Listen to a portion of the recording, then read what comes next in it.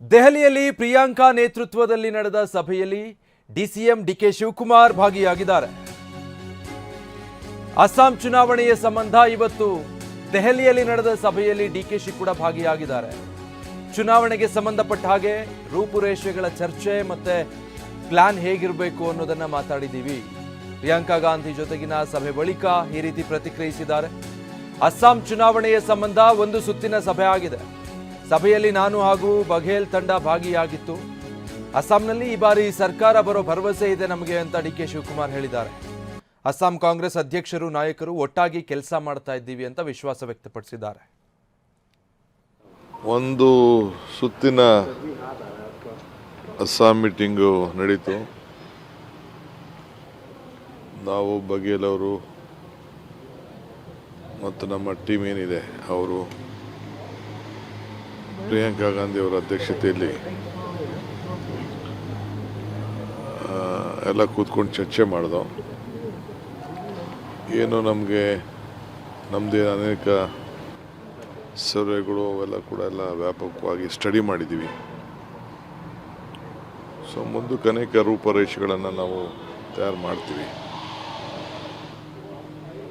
ಭರವಸೆ ಇದೆ, ಭಾಳ ಆಂಟಿ ಇನ್ಕಂಬನ್ಸಿ ಇದೆ, ಒಳ್ಳೆ ಅಧ್ಯಕ್ಷರು, ಹೊಸ ಮುಖ, ಯುವಕರು ಅವ್ರನ್ನ ಕೆಲಸ ಮಾಡ್ತಾಯಿದ್ದಾರೆ, ಎಲ್ಲ ಒಟ್ಟಿಗೆ ಕೆಲಸ ಮಾಡ್ತಾಯಿದ್ದಾರೆ. ಸೊ ಮುಂದಕ್ಕೆ ಹೋಗ್ತೀವಿ. ಅವರು ಬೇಕಾದಷ್ಟು ಮಿಸ್ಯೂಸ್ ಮಾಡ್ತಾಯಿದ್ದಾರೆ, ಅನೇಕ ಸ್ಕೀಮ್ಗಳು ಮತ್ತೊಂದೆಲ್ಲ. ಆದರೂ ಜನಕ್ಕೆ ಒಂದು ಬದಲಾವಣೆ ಬಯಸಿದ್ದಾರೆ. ಬದಲಾವಣೆಯಲ್ಲಿ ಏಕೆಂದರೆ ಹಿಂದೆ ಕಾಂಗ್ರೆಸ್ ಪಕ್ಷ ಭಾಳ ವರ್ಷ ಅಧಿಕಾರದಲ್ಲಿತ್ತು. BJP ಆಡ್ತಾರೆ ನೋಡಿದ್ದಾರೆ, ಕಾಂಗ್ರೆಸ್ ಆಡ್ತಾರೆ ನೋಡಿದ್ದಾರೆ. ಸೊ ನಮ್ಮ ಎಲ್ಲ ವಾತಾವರಣದಲ್ಲಿ ಕಾಂಗ್ರೆಸ್ಸು ವಾಪಸ್ಸು ಬಂದೇ ಬರ್ತದೆ ಅನ್ನೋ ಆತ್ಮವಿಶ್ವಾಸ ನಮಗೆಲ್ಲ ಇದೆ. ಮುಂದಿನ ದಿನದಲ್ಲಿ ನಾವು ಯಾವಾಗ ಹೋಗಬೇಕು ಏನು ಅಂತೇಳಿ. ಇನ್ನು ನಾಳೆ ಹೈಕಮಾಂಡ್ ನಾಯಕರನ್ನ ಭೇಟಿಯಾಗೋದಕ್ಕೆ ಸಂಬಂಧಪಟ್ಟ ಹಾಗೆ ಡಿಕೆಶಿ ಪ್ರತಿಕ್ರಿಯಿಸಿದ್ದಾರೆ. ನಾಳೆ ಈ ಬಗ್ಗೆ ತಿಳಿಸ್ತೀನಿ ಅಂತ ಹೇಳಿದ್ದಾರೆ.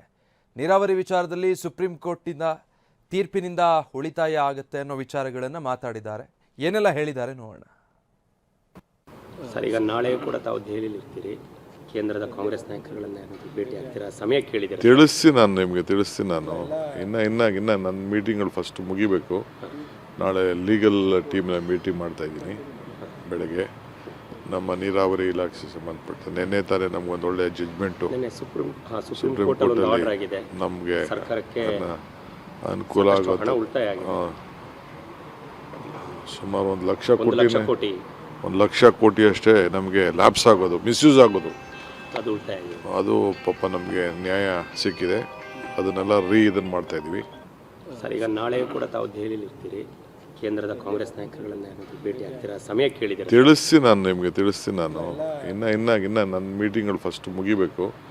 ನಾಳೆ ಲೀಗಲ್